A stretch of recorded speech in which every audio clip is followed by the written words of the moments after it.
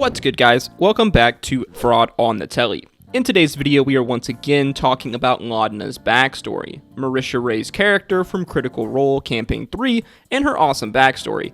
This video is a follow-up to the video I put out last week where we broke down the new information given to the audience and the big reveal of Laudna's backstory, so make sure you go watch that video first so you can get all the context. As always, if you enjoy the video or learn something new, make sure you like, comment, and subscribe. Okay, let's get into it. Marisha's character Laudna finally revealed crucial information illuminating her backstory and further connecting her character to the events of Campaign 1. In a private conversation with Liam's character Orem, Laudna tells us she was once a normal peasant girl from Whitestone, and when she was a young woman, the Briarwoods came, overthrowing and murdering the Dorolo family, plunging the land into darkness, and gaining control of the city.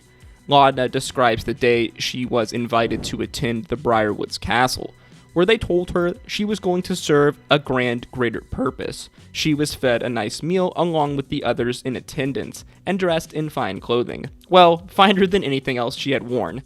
When suddenly, the Briarwoods turned on their guests, murdering them. They would then dock Laudna's ears, making them resemble elf ears, and then her, along with the other guests, were strung from the sun tree, made to look like Vox Machina doubles.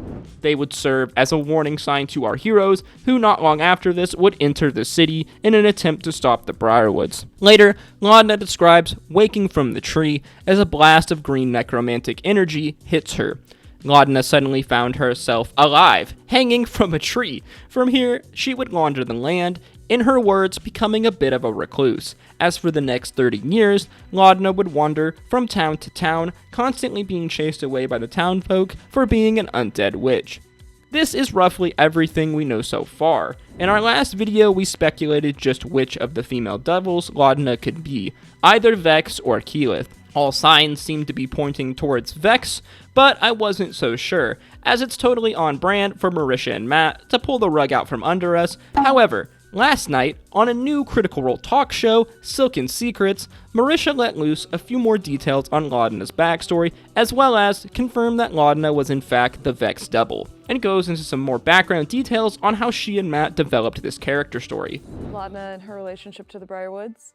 It was something that Matt and I had to talk a lot about to make sure that we weren't going to break canon or Briarwoods physics or whatever. Well, you brought it up to me. You were like, could you maybe do this? Yeah. I was like, let's talk about this. For a while, I was like, oh, do I play a little girl she's like much more mature now, but she died when she was young in Whitestone in the Briarwood incursion. And I was like, nah, that could get weird. I'm gonna make her grown up. And then just through talking about it, it was like, what if she was on the tree and she was the Vex double? As you can see, Marisha confirms a lot of information in this short conversation.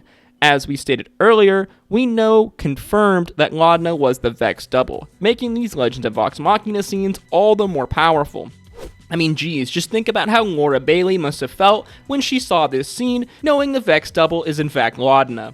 As well, Marisha confirms it was the failed summoning of Vecna in the Ziggurat and the following large blast of necromantic energy that emanated out into the city that brought Laudna back to life. It's interesting as well because we know that Laudna is a multi-class sorcerer warlock, and even when she was a young woman in Whitestone, some of her sorceress powers had begun to manifest, which would make sense why many townfolk considered her a freak. But it was her being an inexperienced sorcerer that motivated her to accept the Briarwood's invitation, as she naively believed Lady Briarwood would be training her to control her magic. More importantly, though, was the last bit of information Marisha gives to us, specifically on the moment that Laudna was brought back to life. Damn. Yeah, well, look, I think it was, and then from that point you decided you wanted to go multi-class warlock sorcerer. Yeah. And it was like, where's your patron? What kind of patron are you on? You're like, well, what if it was Delilah? And then it was like, cool. Let's work on this.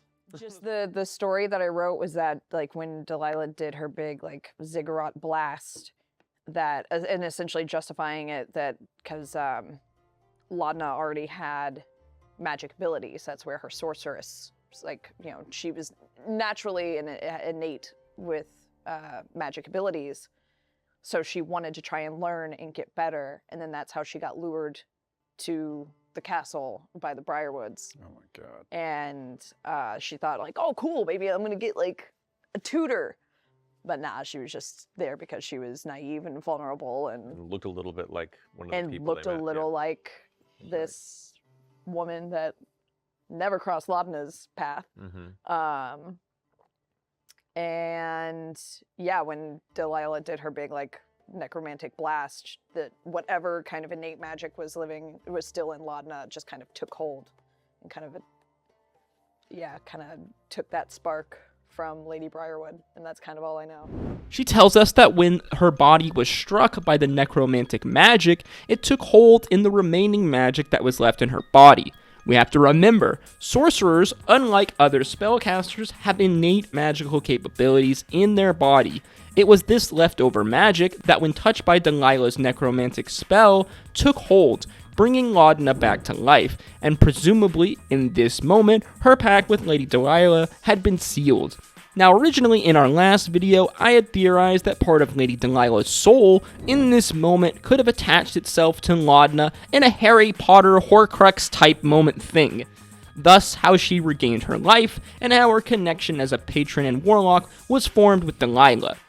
This seems maybe a little less likely now with some of the information Marisha has given to us, but it's not completely out of the cards yet, as there's still tons of questions left to be answered. Like, for example, what the f does Delilah want in return for the boons she's given Laudna?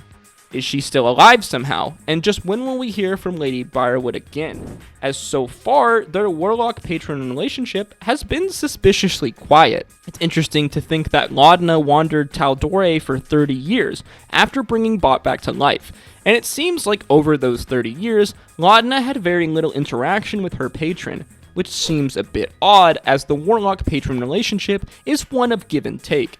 And so far, Delilah's done a lot of giving, but not a lot of taking. This leads me to wonder if over this time, Delilah was somehow regaining her strength.